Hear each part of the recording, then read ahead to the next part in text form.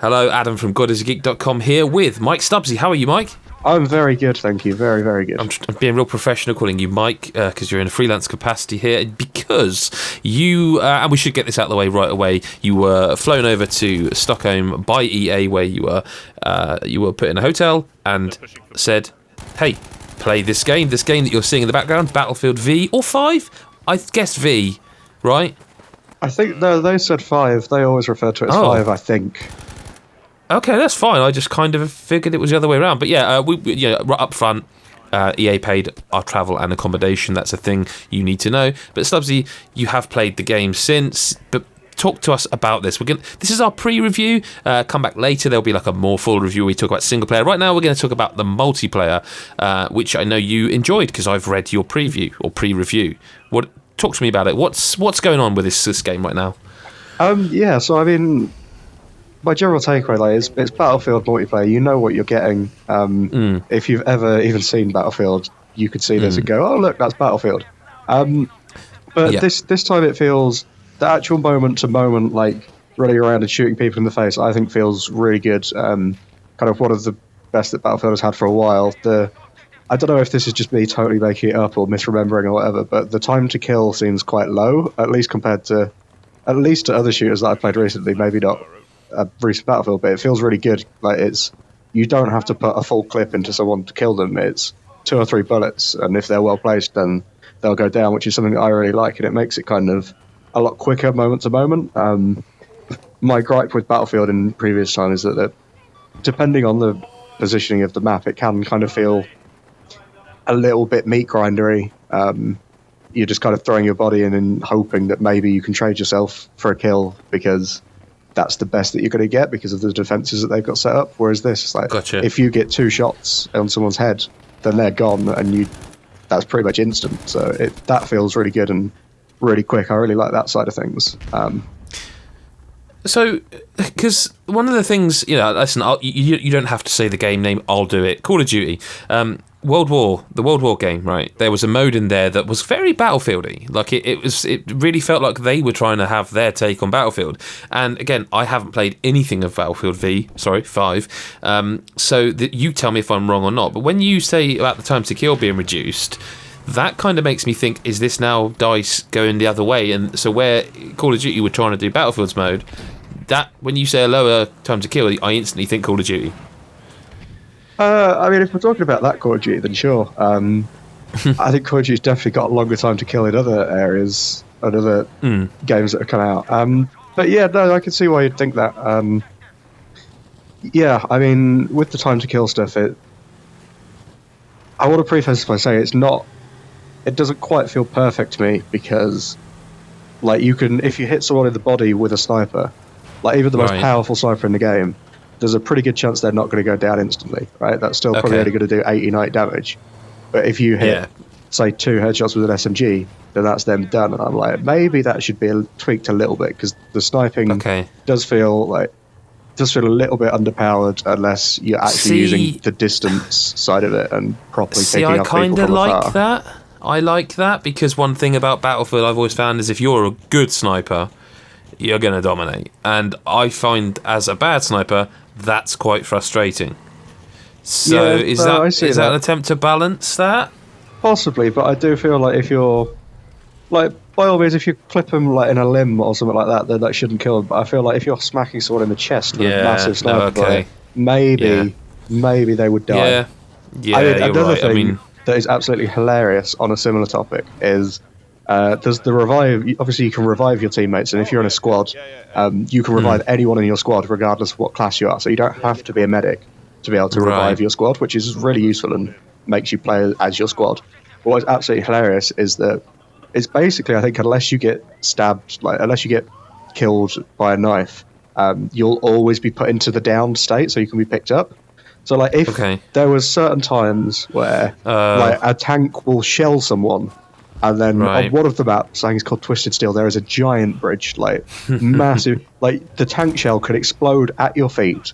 You will ragdoll off the side of this bridge, drop probably 50 feet, and then, like, this will all be ragdoll, it'll look crazy, and then your guy will just sort of lay on the floor and go, help me, I need a medic. Which is hilarious. But, so, Does that? So, what's the medic's job now then? Just to heal, I'm guessing, because you mentioned that the fact that anyone can pick anyone up is obviously a good thing. Anyone in your squad can pick you up. So if the 4 players in your squad can pick you up, the medic can pick anyone up. The medic can pick anyone that isn't in your squad up as well.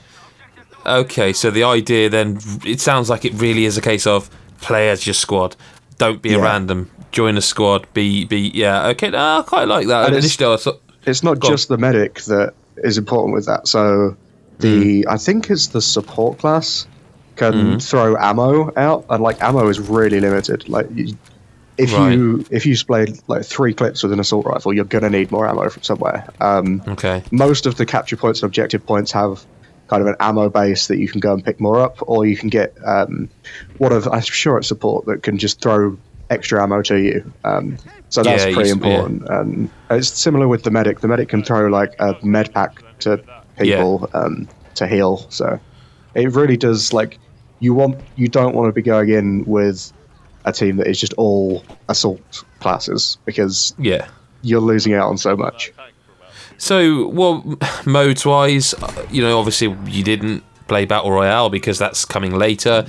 So what are we talking? Are we talking the standard, conquest and stuff? All that's in there. The big thing is, I think it's grand operations now. Which is the kind of big.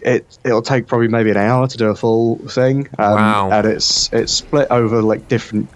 It's almost split across different matches, but it all ties into a kind of story. So like day 1, you might be in the French fields on this big bridge trying to push through enemy defences, and then depending on how that goes, it might go to like day 2 where you've got to push further in that, and then it'll change to a different map that is still in the French campaign kind of thing that is deserty, and then you've got it's a story that kind of carries across different games, if you will, but it's all tied into one. I think the scoreboard keeps rolling over, so it's all the same match. It's a big commitment. Like, you've got to sit there and be like, right, I'm in this for possibly up to an hour, which is a little bit strange for a shooter. That's not something you see kind of maybe outside of a competitive game of Counter-Strike. But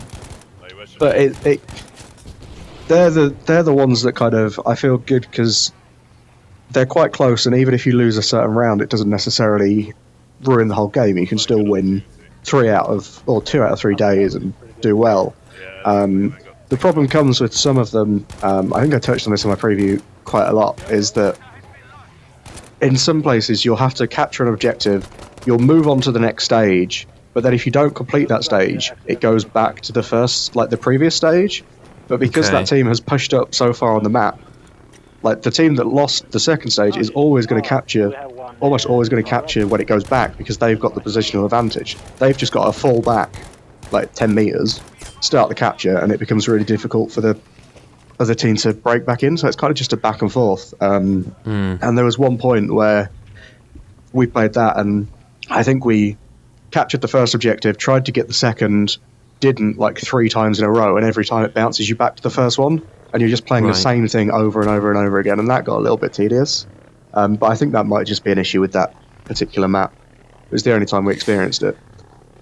So obviously there's a single player, and as Stubbsy's just said, like the Grand Operations is like it was called Operations in Battlefield 1, but this sounds like it's way more in depth. But before we'll be back with a full review, and you can read Stubbsy's pre-review on godisgeek.com. But general multiplayer impressions then? I mean, in the pre-review, you're pretty much saying, look, it's still really good. It's still Battlefield. Yeah, no, that's pretty much it. You know what you're getting. It is still Battlefield. It's still really good. I think the actual shooting and moment-to-moment stuff feels as good as it ever has done. It's just a little bit...